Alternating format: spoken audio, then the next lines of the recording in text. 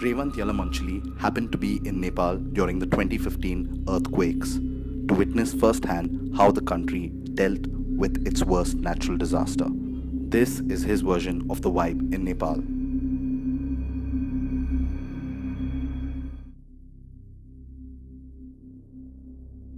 We were in a taxi, me and my team, and all of a sudden the taxi guy was like, "Ayo, ayo, ayo," and he just jumped out of the car.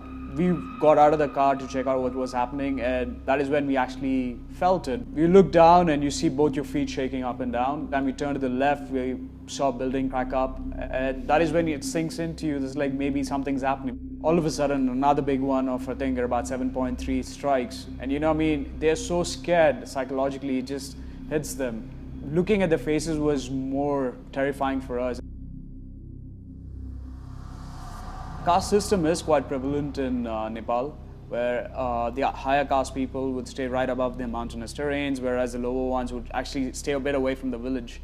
But during our relief and rehabilitation time, what we noticed was there was no distinction at that time. People were so selfless, and they actually wanted to share whatever they had with any person that was injured. It was good to see that humanity prevailed in the midst of all this chaos. The number of landslides that had occurred, I think it mounted somewhere close to about 1,000 landslides. The communication was completely down. Because of that, the military, which is actually quite spread out, which is a small army that the Nepalese had, has been cut off to various areas. So making the relief available to a lot of people across Nepal without the military being there was becoming a hard issue.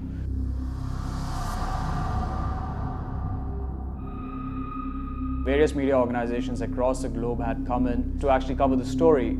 It was majorly about death and destruction. But as a producer, what I wanted to do was talk about stories that actually were creating impact in regards to individuals who were making a difference. For Repair and Despair, we wanted to follow a couple of organizations. I'm Helping Hands, 4A, which is the biker group, and Vivekshil Nepali. We wanted to portray the real stories of real heroes who are out there.